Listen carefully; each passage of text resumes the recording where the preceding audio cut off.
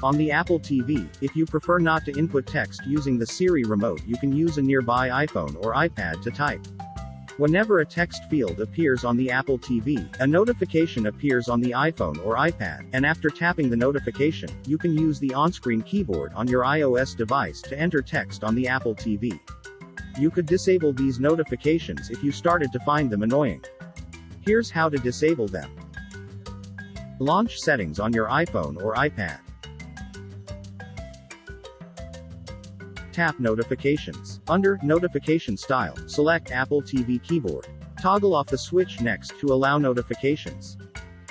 If you're running iOS 15.1 and you don't see the Apple TV keyboard listed in the notifications menu, you may need to connect to your Apple TV and select a text field to activate a keyboard input notification, before it will show up there.